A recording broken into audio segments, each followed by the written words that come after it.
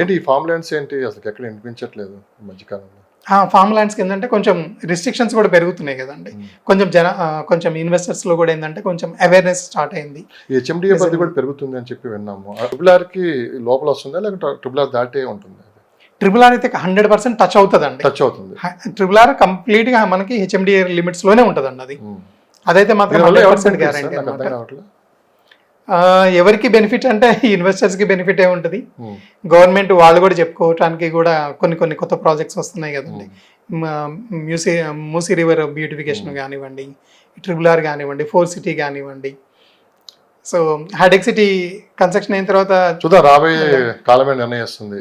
డెఫినెట్గా ఒక 1 year ఆగితే కానీ అసలు మార్కెట్ ఏంటి అనేది కూడా ఒక క్లారిటీ వచ్చే అవకాశం. అవునండి. సో ఇప్పుడిప్పుడే కాస్త మళ్ళీ ముందుకు వెళ్తుంది మార్కెట్. అవునండి, మళ్ళీ ఇప్పుడు స్టార్ట్ అయింది. ఫైనల్ గా లాస్ట్ 1 year మొత్తం మార్కెటింగ్ పీపుల్ చాలా డల్ గా ఉన్నారు.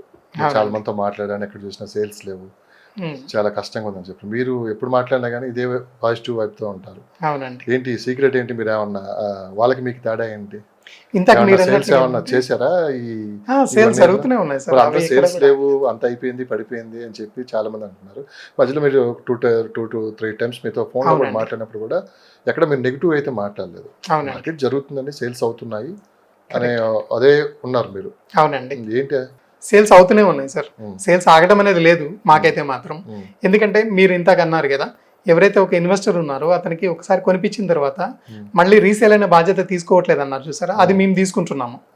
సో మేము తీసుకుంటున్నాము అంటే దానికంటే ముందే ఆ ప్రాజెక్ట్ ఏంటిది, దానికి అన్ని అప్రూవల్స్ ఉన్నాయా లేవా, డెవలప్మెంట్స్ అన్ని జరుగుతున్నాయా లేదా, దీన్ని మేము ఇన్వెస్టర్కి ఇప్పించిన తర్వాత కూడా తనకు ఒక 2-3 yearsలో తనకి ఏదైనా అవసరం వచ్చి అమ్మాలి అని అనుకున్నప్పుడు మేము అమ్మించగలుగుతామా లేదా, లేకపోతే మేమే కొనుక్కోగలుగుతామా లేదా, ఇవన్నీ చూసుకున్న తర్వాతనే మేము చేయగలుగుతాం. రీసేల్ చేసే బాధ్యత మీరే తీసుకుంటారు? 100% మేమే తీసుకుంటాం. అవునండి.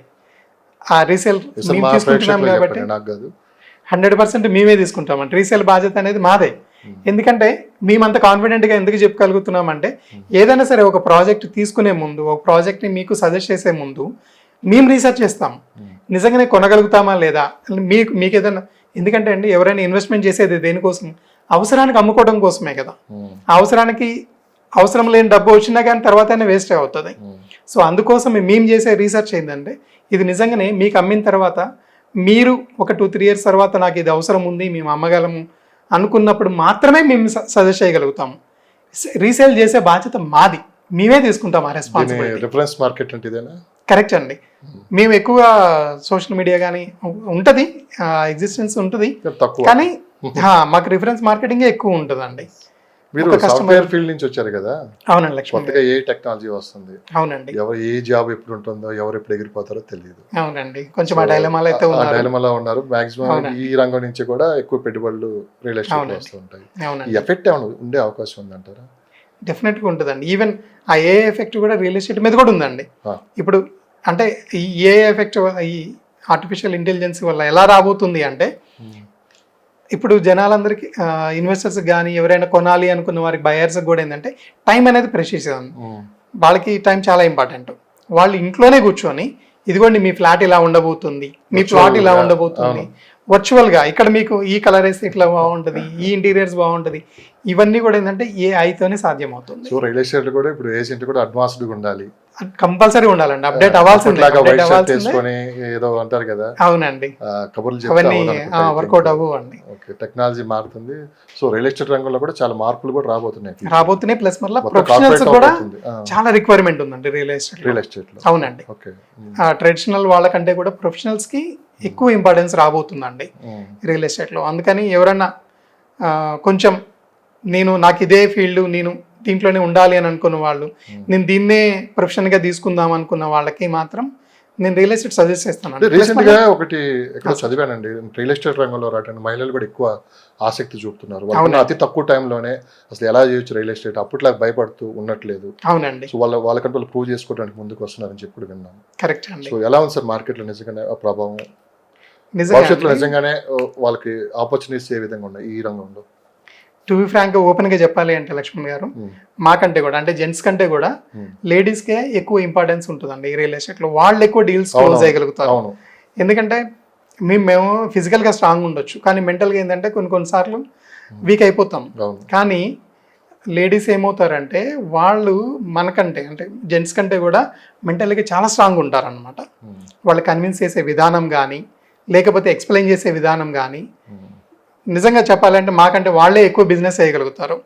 మీరు అన్నట్లు ఏంటంటే ఈ రీసెంట్ డేస్లో ఏంటంటే లేడీస్ ఎక్కువ వస్తున్నారు, రియల్ ఎస్టేట్ వైపు వస్తున్నారు, సక్సెస్ కూడా అవుతున్నారు, మంచి మంచి డీల్స్ కూడా చేయగలుగుతున్నారు, పెద్ద పెద్ద డీల్స్ కూడా చేయగలుగుతున్నారు. వాళ్ళకి కూడా ఏంటంటే ఒక సేఫ్టీ అనేది ఇక్కడ ఉంది, సెక్యూరిటీ ఉంది.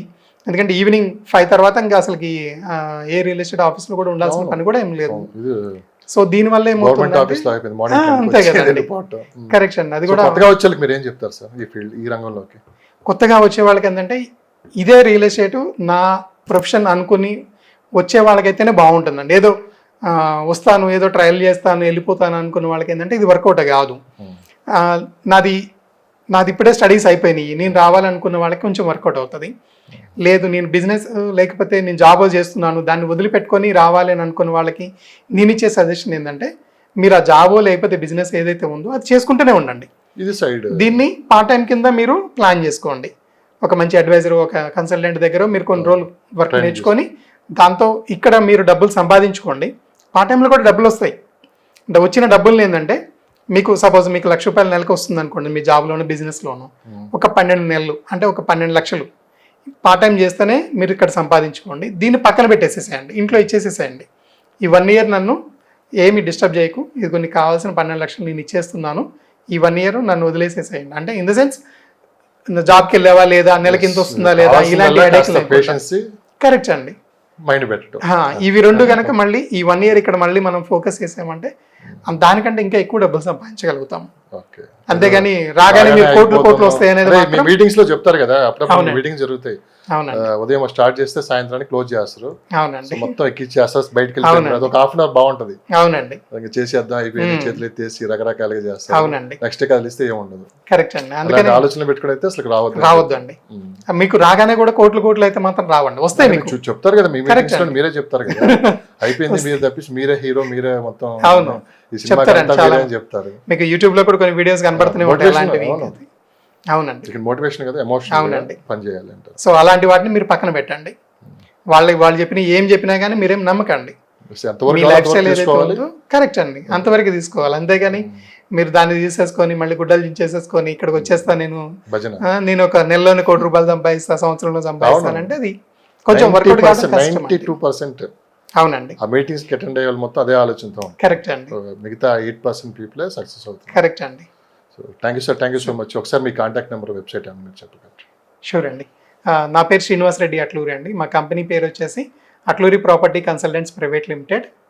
నా కాంటాక్ట్ నెంబర్ వచ్చేసి 9568259999. మీకు ఎటువంటి ఇన్వెస్ట్మెంట్స్ కానీ లేకపోతే ఎక్కడైనా ఫ్లాట్ కొనాలి అని అనుకున్నా కానీ మీకు ఏదైనా రిక్వైర్మెంట్ ఉందంటే కనుక మమ్మల్ని కాంటాక్ట్ చేయండి. మేము మీకు రైట్ అడ్వైస్ ఇస్తాము. రైట్ ఇన్వెస్ట్మెంట్కి రైట్ రిటర్న్స్ కూడా ఇప్పించే బాధ్యత మాది. ఎన్ఆర్ఐస్ కోసం ఏమైనా సెపరేట్ టైమింగ్స్ ఏమైనా ఉంటాయా? నా సజెషన్ కూడా ఏంటంటే ఫోన్ కాల్స్ కంటే కూడా ఎక్కువ వాట్సాప్లోనే కనెక్ట్ అవుతుంటారండి వాళ్ళు. సో వాళ్ళకి నైట్ ఏదైతే ఉంటుందో మనకి డే అవుతుంది. కానీ ఒక పీరియడ్ ఉంటుంది కదా, మార్నింగ్ 5 o'clock నుంచి 9 దాకా, ఆ టైం ఓకే మేము అవైలబిలిటీనే ఉంటాము.